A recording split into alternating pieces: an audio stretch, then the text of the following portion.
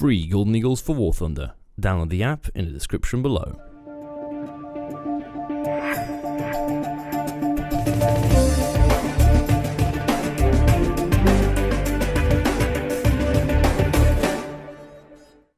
Hey guys, welcome back to War Thunder and welcome to some Spitfire F Mark 9C gameplay. This is the Russian Premium that was available over the last weekend for a 30% discounted price, and it has to be one of my favorite premium planes in the Russian tech tree to grind vehicles out when new patches hit.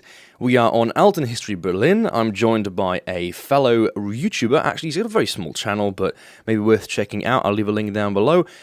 This match is not about my teammate, it's not about the plane, it's not even about the way I'm going to fly it, which is going to be, spoiler alert, extremely aggressively and very foolish. This is about the map we're on and its weather conditions. The date of time, really. This is a night match, and I think there's really only 3 ways to play a night match. The first one is the obvious one, quit out and don't bother. The second one is play, dim all the lights in your room, and then focus your eyes to the point you feel like they're going to fall out of their sockets. The third option, however, my favorite one, has to be using post-FX settings.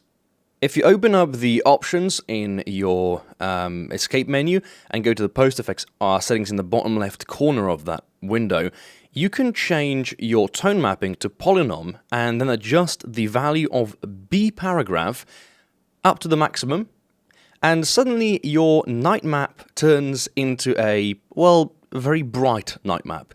In other words, everything becomes a lot easier for your eyes and you can actually spot enemy players. And I think this obviously, as soon as some people will spot this video, will refer to it as this is cheating. I mean, this is clearly adjusting the game in a very unfair way to spot players easier on a night match. But then I have to ask myself, and ask the viewer, what is it then when you turn off grass in your options when you're playing tanks? If a game allows you to do something, and you do it, that's not against the rules. You're not breaking anything, you're not cheating. You're simply, adapting the game as much as you possibly can, even though in this case scenario we're using actual in-game FX options to do so. And there's a very good reason why for the duration of this video I'll be very biased about post-FX settings, because post-FX settings have saved my eyesight a tremendous amount of times. I've not mentioned this ever to anyone, but I have extremely photosensitive eyes. I get disturbed by bright light, I get disturbed by color shifts, I get disturbed by the sun and the reflections of the sun in the game.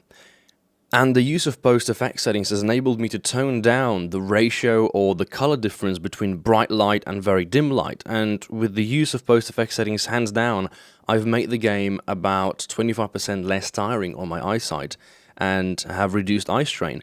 Because I do play the game a lot. Obviously, I have a couple of 30,000 matches played. It's a lot of hours, and staring at the screen is not really the healthiest thing you'll do in your life. So I do want to preserve my eyesight for as much as I possibly can. And even such, I have recently received glasses. And really, I warmly recommend to anyone who has eyesight problems to play around with the post-FX settings. It can do you nothing but good. But back to the matter at hand, obviously, a minority of people are going to be extremely triggered by this, because this is still curving the game to look what it was not intended to look like. Night matches are still something that is desired by a lot of people, and I will agree to a certain extent. Because night matches are great if you know you're going into a night match. I don't mind rain, I don't mind storm, I don't even mind clouds from ground level to 7k. It's annoying, but you can kind of make it work. There's no real way to, adjust your gamut way out of such scenarios. But on a night match, you have this distinct advantage of playing with post-FX settings, which, again, you can't know which player has them on or off. There's, no way of knowing so. So a player you're engaging might be blind and not know even beyond their 6, and another player might know you're there because they've got their color gamut swapped up like this. And when I played this match, and this was, by the way, I'm being 100% honest here, this was the very first time I used post-FX settings on a night map. I was surprised at just how easy it was to spot players and to effectively outmaneuver them, get on their 6, and green them out of the match. Personally, I don't think night matches should be in the game. At least not in classic vanilla RB.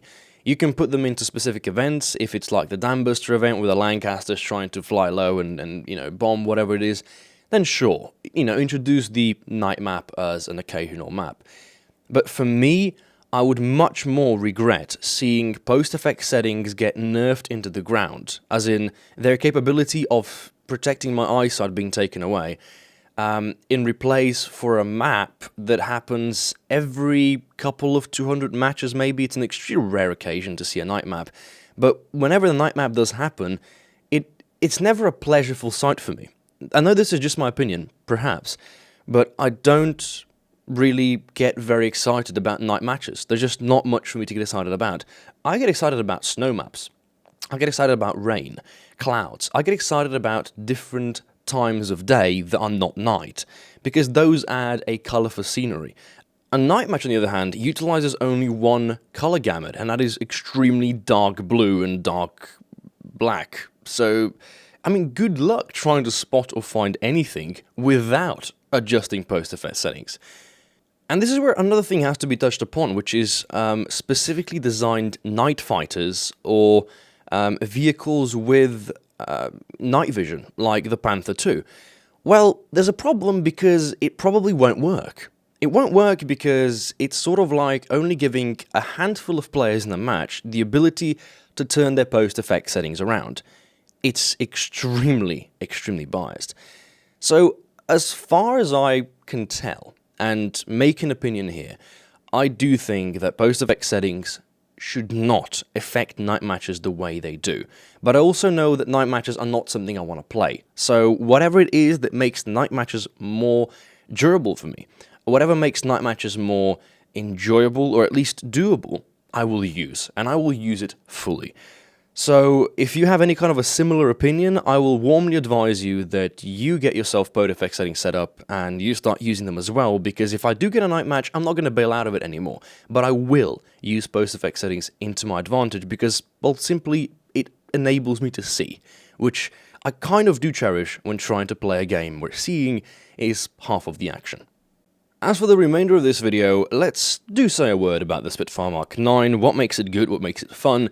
Well, first of all, it's a Spitfire. Obviously, the roll rate is average to good. I'd say it's medium. The best capability, of course, about this plane is the combination of guns with its maneuverability, the ease of flight, the acceleration it has, and this match to play was an absolute joy. Now, yes, I do end up trading there at the end with a Spitfire FR Mark 14E. Probably not the smartest of moves, but I knew that was my 5th kill, so I wanted to go for an ace match. And then my wings ripped off, which is a common thing to happen in Spitfire, so be wary about your G-forces and be wary about, ramming people. I wouldn't advise you to fly this plane as aggressively as I did, unless you have the confidence of defensive flying, but if you've seen me in a match here, and I do say this is a bit of an Easter egg for the future, if you have seen me in a match anytime during the past week, I've been playing a lot of air matches. I went and acquired footage for a handful of planes. I've been playing extremely aggressively, and the reason for it is absolutely simply having fun and testing out just how far I can push my defensive flying skills. So I've been really practicing with a little bit of a pinch of trial and error. And right there in the background you can see my teammate flying without post-effect settings, or at least post-effect settings turned down to a minimum. That doesn't make the game look any better. I can't see shit. And when I can't see, I can't play, and therefore I cannot possibly have fun playing the game. And as for a lot of people, I think night matches might look like this really exciting, very exhilarating type of map. But let me tell you this much, it's sort of like a clickbait video. It's extremely fun the first time you click on it, then it starts to really, really get on your nerves. It's only fun once. And because of that, I don't think that anything has to be changed. Here's my bottom line argument. Night matches are rare. They're so rare that I've maybe played less than 50 of them in RB, and I have 30,000 matches played. So you can do the math of just how rare they are. And even though that in the case of night matches, post-effect settings go from being usable to being abusable, with the rarity of the night match, this is something that should not require any more development process or looking into. It's a problem that is so tiny and so minor that by fixing it, you'd probably just make the issue 10 times worse.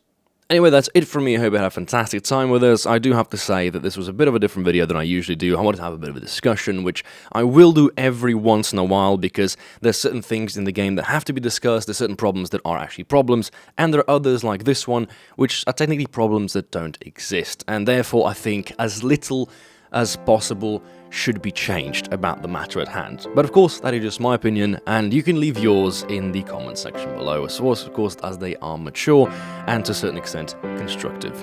Anyway guys, thanks for watching, and I'll catch you in the next one.